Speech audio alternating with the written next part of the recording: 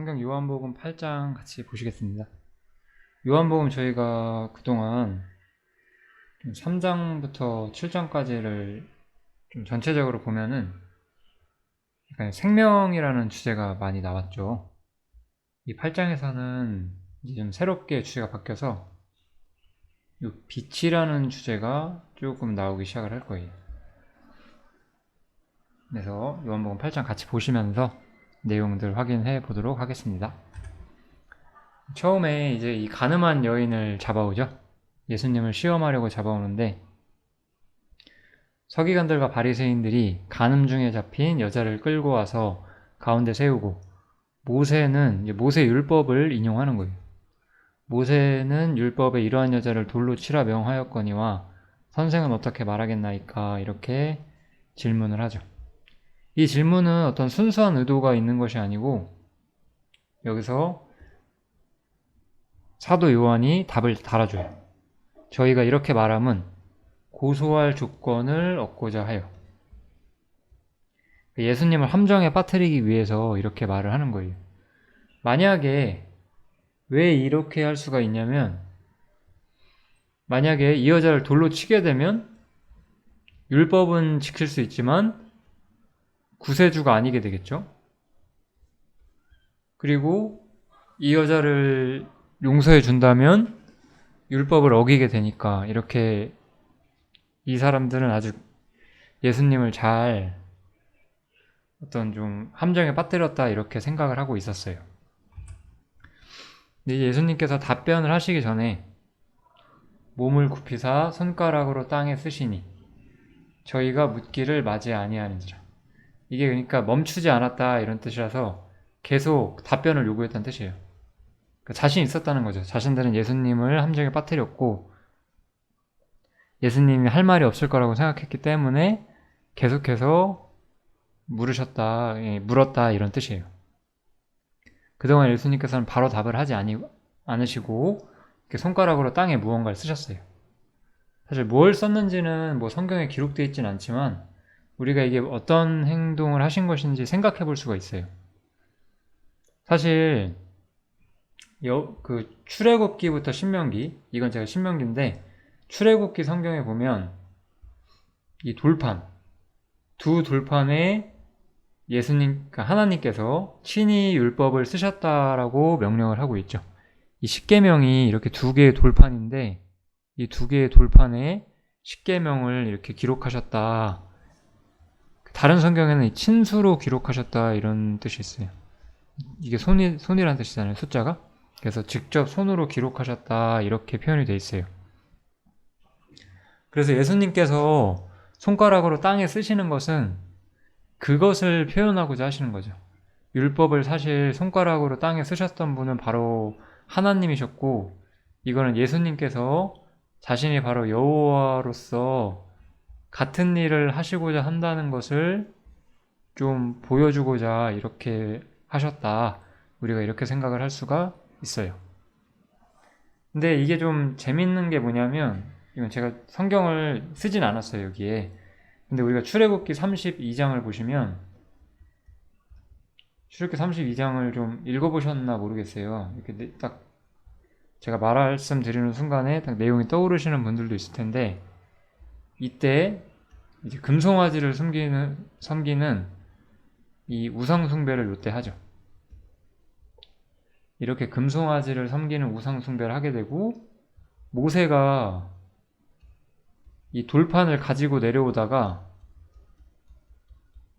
돌판을 던져서 깨버려요. 물론 모세가 본인이 화가 나서 한 건지 모르겠지만 하나님이 허락하셨으니까 그런 일이 일어난 거겠죠. 왜냐하면 이 돌판에는 거룩한 율법이 쓰여져 있었고 원래 이 돌판에는 이 거룩한 율법이 써 있죠. 이것은 무슨 뜻이냐? 어기면 죽음으로 값을 치러야 한다는 뜻이거든요. 그래서 여기서 모세가 중간에 돌판을 깬 것은 오히려 이들을 심판하시지 않으시고자 하는 어떤 하나님의 뜻을 좀 의미하고 있어요. 출애굽기 32장 그 내용을 한번 읽어보시면 좋을 것 같고, 아무튼 이 진짜 사람에게 율법을 주신 것은 하나님 자신이잖아요. 이 사람들, 이 바리새인들이 자신들이 생각하던 율법이 아니라 진정한 율법은 하나님께서 주신 거룩한 법이잖아요. 그것을 어기면 죽게 되는. 그래서 예수님께서는 이 법을, 이 거룩한 율법을 쓰신 분으로서 다시 한번 그것을 몸으로 표현해 주시고 계신 거예요. 왜냐? 율법의 본래 역할은 이 죄를 깨닫게 하고자 하는 거거든요. 율법은 우리가 죄인인 것을 깨닫게 하고자 하는 의도로 기록을 해주신 거란 말이에요. 그런데 이 바리새인들을 한번 보세요. 참, 그리고 어떤 점에서 요즘 교회도 이런 게 남아있어요. 율법적인 그런 어떤 시스템을 가진 교회들이 많이 있거든요. 그래서 이 바리새인들은 이 율법을 가지고 이제 타인을 정죄하는 거죠. 이게 율법의 기능이 아니에요. 율법은 여기 보면 뭐라고 나오죠? 모든 입을 막는다라고 나오죠. 모든 입을 막고 온 세상으로 하나님의 심판 아래 있게 하려 함이니라, 이렇게 말하면서 율법이란 것은 어떤 특정한 사람들, 어떤 종교인들이 보기에 더 대놓고 나쁜 짓을 한 사람, 그들에게만 주어지는 죄가 아니고 율법은 사실 모두를 정죄한다는 거예요. 그래서 예수님께서는 지금 어떤 사람들이, 그 율법사들이겠죠, 바리새인들이 율법을 가지고 타인을 정죄할 때 사실 율법은 너희도 이미 정죄한다 라는 표현을 이렇게 땅에다가 쓰시면서, 이 돌판에 쓰신 것처럼, 그죠? 그리고 아까 친수로 쓰셨다고 했죠? 손가락으로 직접 써주시면서 표현을 하는 거죠. 뭐 그래도 이들은 전혀 눈치를 못 챘죠. 자신들이 이런 사람이라는 것을. 그래서 예수님께서 이제 다 쓰시고 나서 이렇게 말씀하시죠. 너희 중에 죄 없는 자가 먼저 돌로 치라. 이제 사람들은 더 이상 할 말이 없죠. 이 얘기를 듣는 순간에. 너희 중에 죄 없는 자가 먼저 돌로 치라. 이 말씀을 들었을 때 사람들은 양심의 책망을 받았고 다 떠나갔어요. 그 자리를. 진짜 사람의 양심에 어떤 악을 깨우치게 하는 것은 무엇이냐? 바로 빛이라는 거죠. 이 빛이 사람의 양심 속에 들어왔고 자신들이 타인을 정죄할 수 없다는 것을 비로소 깨닫게 된 거예요.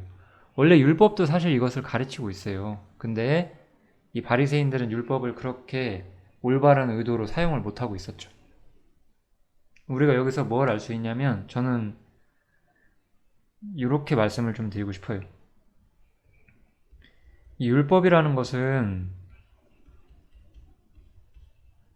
우리가 어떤 성령님이라고 할게요. 혹은 뭐 예수님, 혹은 하나님, 이런 전능자의 도움이 없이는 이 율법이 우리에게 빛으로 보이지 않는 것 같아요. 하나님이 성경을 해석해 주신다든지, 성령님께서 깨닫게 해주신다든지, 예수님께서 우리 마음속에 빛을 비춰주신다든지, 이런 어떤 신적인 역사가 있을 때 율법은 내 안에 빛이 돼서 내 양심의 가책을 일깨우고 내가 하나님 앞에 죄인이고 사실 모든 사람이 똑같은 죄인이란 것을 좀 이해를 하게 되죠. 그런데 바리새인들 보세요. 바리새인들은 이렇게 하나님의 조명이 없이 그냥 자기들 뜻대로 율법을 해석했어요. 이런 사람들은 율법의 참기능을 모르게 돼요.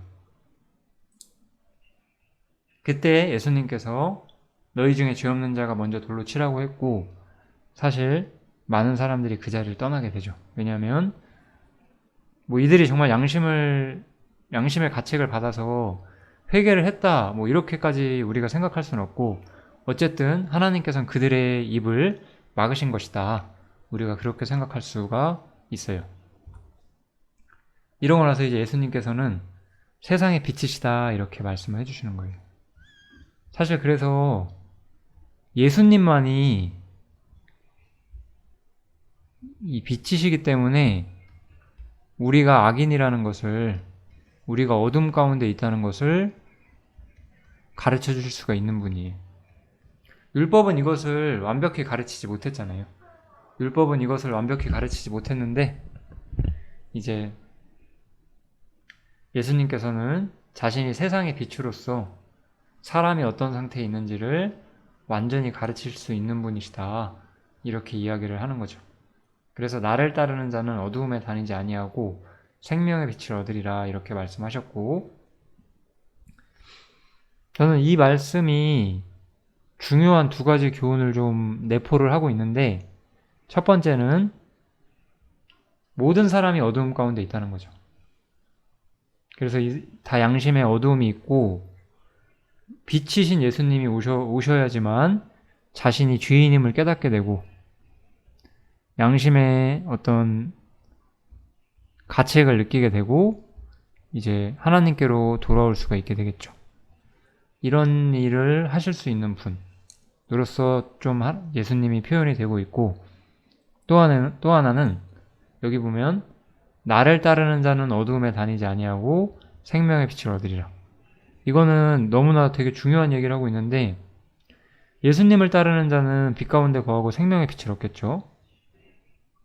그런데 거절하는 자는 어두움 가운데, 이거죠.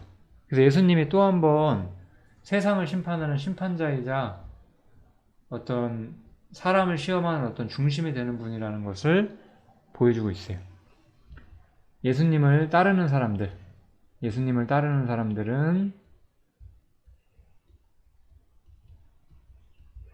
빛 가운데로 가게 되었고, 따르지 않는 사람들, 거절하는 사람들은 이제 어둠 가운데 있게 될 것이라고 성경은 이야기를 해주고 있는 거예요. 우리는 계속해서 예수님이 어떤 사람을 시험하는 중심으로서 예수님을 자신의 어떤 구주로 받아들이면 모든 것이 자신의 것이 되고, 거절하면 모든 축복을 잃어버리게 되는 어떤 반드시 사람이 자신의 영혼 속에서 정리해줘야 되는 중요한 문제로 예수님을 계속해서 제시하고 있어요. 예수님을 구주로 믿고 영원한 복을 얻든지 예수님을 모르고 살다가 영원한 심판을 받게 될지를 하나님께서는 사람에게 묻고 계시고, 요한은 이런 부분에서 굉장히 많은 이야기를 우리한테 해주고 있죠. 예수님이 계속 중심으로 등장을 하시잖아요. 제가 요한복음 8장은 내용이 좀 많긴 한데 좀 반복되거나 그 바리새인들이 하는 말들은 약간 생략을 하고 좀 예수님이 대답하시는 부분들만 좀 써놨거든요. 그래서 이 바리새인들이 네가 스스로 증거하면 너의 증거가 참되지 않다 이렇게 이야기를 해서 예수님께서 대답을 하시는데, 내가 나를 위하여 증거하여도 내 증거가 참되니 나는 내가 어디서 오며 어디로 가는 것을 알미오니와 너희는 내가 어디서 오며 어디로 가는지를 알지 못하느니라. 에베소서에 보면 사람이 허물과 죄로 죽어있다 이렇게 표현을 하고 있어요. 사람은 허물과 죄로 죽어있어요. 그래서 하나님과 연결이 끊어져 있어요. 하나님과의 교제가 끊어져 있고, 이 바리새인들 뿐만 아니라 모든 사람이 그렇죠. 우리는 예수님과 하나님 이런 것들을 전혀 모르고 살죠. 예수님께서 어디서 오셔서 어디로 가는지 전혀 모르는 상태로, 하나님과 완전히 끊어진 상태로 살아왔었어요. 그런데 내가 나를 위하여 증거하는 자가 되고 나를 보내신 아버지도 나를 위하여 증거하시느니라. 너희는 나를 알지 못하고 내 아버지도 알지 못하는도다. 나를 알았다면 내 아버지도 알았으리라. 라고 하면서 항상 저는 이 요한복음의 특징이 예수님을 받아들인다는 것은, 예수님을 영접한다는 것은 하나님도 영접한다는 것이다. 계속 이거를 같은 얘기다라고 이야기를 하고 있어요. 하나님과 예수님은 본질상 동등하시기 때문에. 이 본질상이라면 어떤 신적으로 동일하다는 뜻이죠. 하나님과 예수님은 다 우리의 창조주이시죠. 그렇지만 이제 신분적으로는 약간의 차이점이 있을 수 있죠. 하나님은 아버지로서 어떤 온 세상의 영광의 왕으로서 나타나시고 있고, 예수님은 그 영광의 왕에게 완전히 순종하시고 모든 것을 기업으로 얻으시는 아들의 자리를 가지고 계시니까 이렇게 신분적 차이는 있을 수 있지만 본질상 하나님이시죠. 그래서 제가 본질상 동등하다라고 이야기를 한 것이고요. 사람은 예수님을 알지 못하고 있는데, 예수님을 알지 못하는 것은 결국 하나님도 알지 못한다는 거예요. 반대로 예수님을 알게 되면 하나님도 알게 되는 것이다. 계속해서 이야기를 해요. 이 이야기는 참 너무나 중요한 이야기 하나를 하고 있는데, 우리가 다른 종교나 다른 방식으로 믿어도 어차피 그게 다 하나님을 찾아가는 길 아니냐, 그러면 다 괜찮지 않냐, 이런 생각이 완전히 잘못됐다는 걸 알 수 있죠.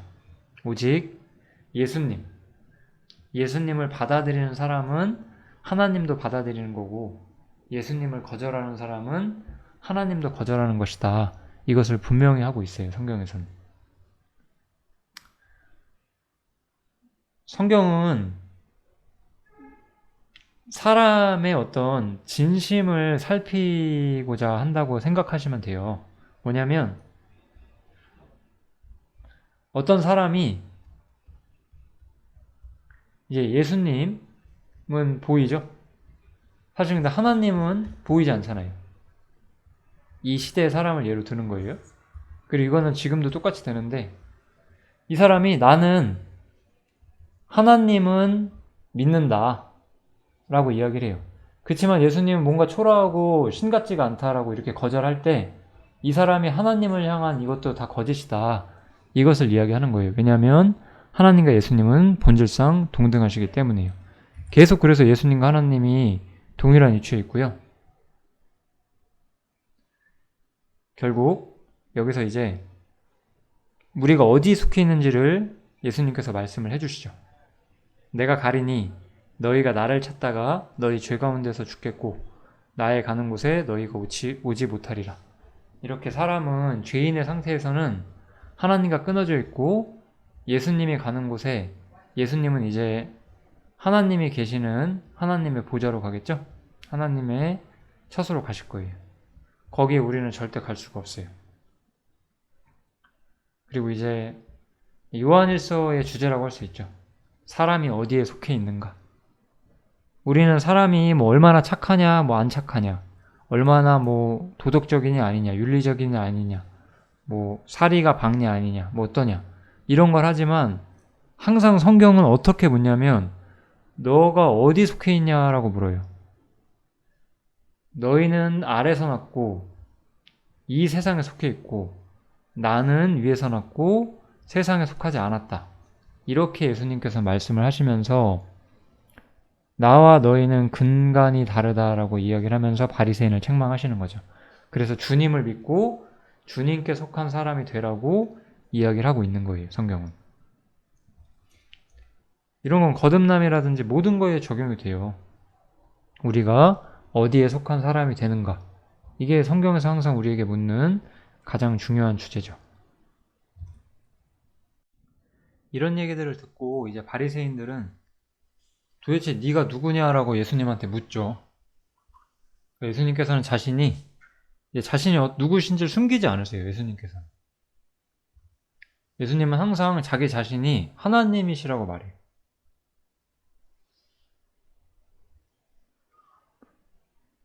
참 이거는 뭐 너무나 확실한 표현인 것 같아요. 어떤 사람으로 이 땅에 오신 분이 자신이 하나님이라고 말해요. 물론 지금도 자신이 뭐 하나님이라고 말하는 미치광이들이 있겠죠. 그러나 그들은 그들의 삶에 그리고 어떤 그런 능력이나 신성 다 아무것도 다 아니잖아요. 다 인간일 뿐이잖아요. 예수님은 진짜 하나님이셨거든요. 그래서 어떤 인간의 어떤 섭리 위에 있는 표적도 행하실 수 있으시고 사람도 살릴 수 있으셨고 하나님의 뜻과 목적을 성취하실 수 있었고 하나님의 계획도 알고 계셨어요. 하나님 자신이셨기 때문에. 그래서 나는 처음부터 너희에게 말하여온 자다 이렇게 말씀을 하시죠. 처음부터 너희에게 말하여온 자는 누구예요? 이 출애굽기에서부터 나왔던 여호와 하나님, 바로 자신이 하나님 자신이다라고 예수님께서는 분명히 말씀을 하시는 거죠. 나를 보내시니가 참되심에 또 하나님께서 자신을 보내셨다라고 말씀하시면서 내가 그에게 들은 그것을 세상에게 말하노라 하시되, 이렇게 예수님은 처음부터 너희에게 말하여온 하나님이시고 또 하나님으로부터 보내심을 받은 자라고 말하고 있는데, 저희는 이 바리새인들은 예수님이 말하는 것이 바로 하나님이라는 것을 깨닫지 못했다는 거예요. 예수님은 하나님 자신이셨고 사도 요한은 그것을 깨달았죠. 이 글을 보면. 그래서 예수님께서는 믿는 사람들한테만 이야기를 해줘요. 너희가 내 말에 거하면 참 내 제자가 되고 진리를 알지니 진리가 너희를 자유케 하리라. 여기서 특별히 유대인들한테 말씀하셨다는 걸 좀 잊지 마시고요. 왜 그러냐면, 그냥 뒤에 걸 미리 볼게요. 우리가 아브라함의 자손이라 남의 종이 된 적이 없거늘 이렇게 이야기를 하는 거예요. 이 바리새인들은 자신들이 아브라함의 자손이고 다른 사람의 종이 된 적이 없다라고 이야기를 하고 있어요. 그런데 예수님께서는 대답하시되 진실로 진실로 너희에게 이르노니 죄를 범하는 자마다 죄의 종이라 이렇게 말하죠. 그렇기 때문에 사실 우리도 다 죄의 종이었어요. 모든 사람은 죄를 짓죠. 죄를 짓고 싶어 짓는 것이 아니라 죄인이기 때문에 죄를 짓죠. 우리가 알고 보면. 그래서 모든 사람이 죄의 종이었어요. 그럼 예수님께서는 누구시냐? 이 죄의 종으로 죄의 노예가 되어 있는 우리를 자유케 해주실 수 있는 분이시라는 거예요. 예수님께서는 진리를 통해서, 복음이라고 하는 진리를 통해서 이 죄의 종이 되어 있는 사람을 죄로부터 구원해 주신다는 거죠. 그러므로 아들이 너희를 자유케 하면 너희가 참으로 자유하리라 이렇게 나오죠. 그래서 오직 아들이신 예수님만이 사람에게 진정한 자유를 줄 수 있다. 그거를 좀 생각해 볼 수가 있어요.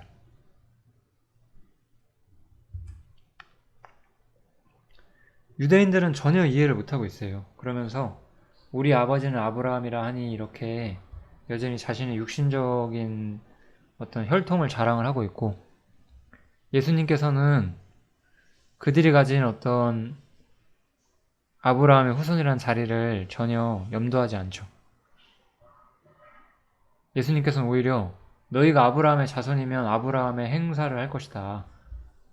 아브라함처럼 행동을 할 것이다 라고 이야기를 하는 건데, 오히려 너희는 나를 죽이려 한다. 아브라함은 이렇게 하지 아니하였다 라고 이야기를 하면서 너희는 실제로 아브라함의 후손이 아니다 라고 이야기를 하고 있죠. 우리가 이거는 로마서 4장 보면 정확히 나오죠. 아브라함의 후손은 믿는 자죠. 믿는 자의 조상이 아브라함이니까. 그래서 육신으로는 유대인이 아브라함의 후손일 수가 있는데, 이 육신적 관계로서의 어떤 이스라엘 민족은 아무런 효력이 없다는 거예요. 하나님을 믿는 문제에 대해서는, 그리고 영원한 축복에 대한 문제에서는. 영원한 축복에 대한 문제는 항상 뭐가 중요한 거예요? 믿음이죠. 믿음. 진정한 신앙적 축복은 믿음. 오직 예수님을 믿는 믿음을 통해서, 이 예수님을 믿는 믿음을 통해서 사람들에게 주어지는 거죠.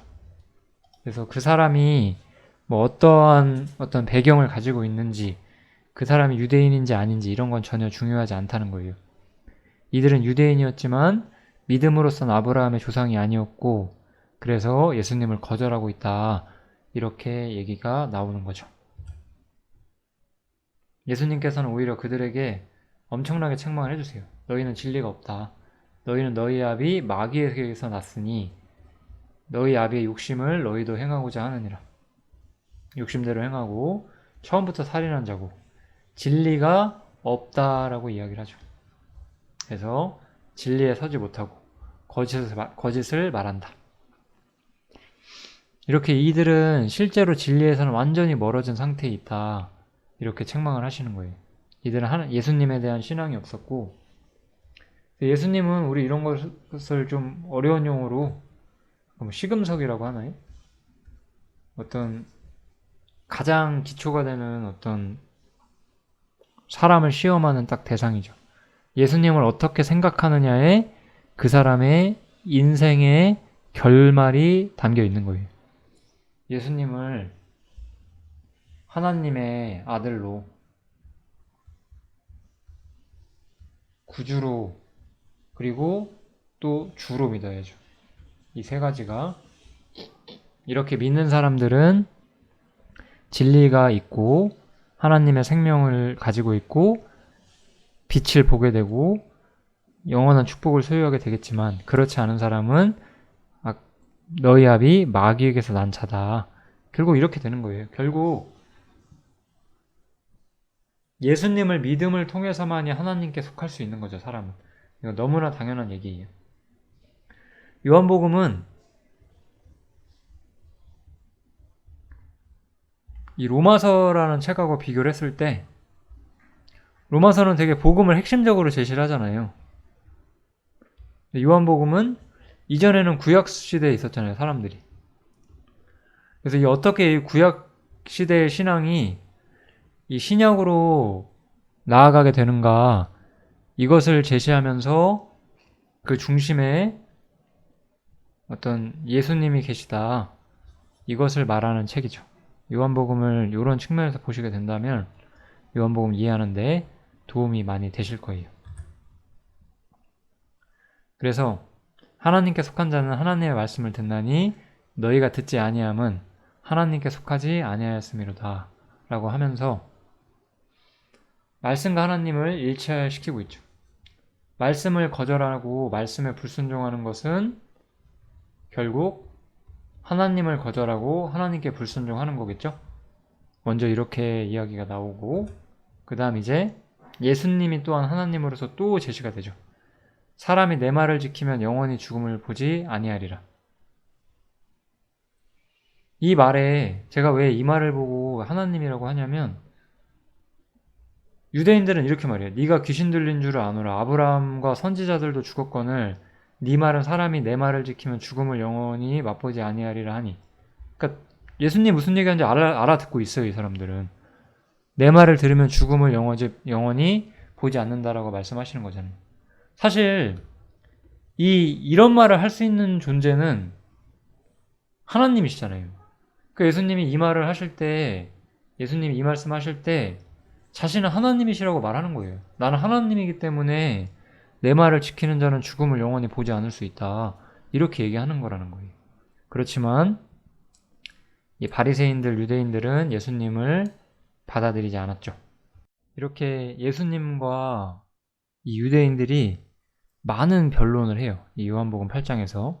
그래서 좀 제가 그냥 단순한 대화 부분, 그냥 읽으면 당연히 이해할 수 있는 부분은 좀 생략을 했고, 이 대화 마지막 부분에 이제 너희 조상 아브라함은 나한테 이렇게 하지 않았다라고 예수님 말씀하셨죠? 기억하실 거예요. 그러니까 네가 나이가 50도 안 되었는데 네가 어떻게 그런 말을 하냐고 하니까 예수님께서 아브라함 있을 때부터 내가 있었다라고 답을 하시고, 바리새인들이 그것 때문에 화가 나서 예수님을 막 죽이려고 하고, 이런 장면이 나오면서 마무리가 되고 있죠. 그래서 여기서는 빛으로서 예수님이 제시가 되면서, 예수님은 여기서 뭐 어떤 표적이나 이런 걸 보여주시는 게 아니라, 그러니까 뭐 예수님이 자신이 하나님이심을 어떤 능력으로 보여주시는 장면들도 있잖아요. 여기서는 그런 장면은 거의 없고, 우리가 계속 봐왔다시피 네가 스스로 증거하면 거짓되다고 해도 예수님은 내가 나를 스스로 증거해도 참되다고 하신 것처럼, 예수님은 자신이 누구이신지를 스스로 증거하고 계시죠. 이게 바로 요한복음 8장의 좀 중요한 내용들이고, 결국 사람은 예수님이 전하시는 말씀, 그리고 그분의 삶과 죽음을 보고 그분을 믿을지 안 믿을지를 결정해야 하는 그런 위치에 있는 거죠.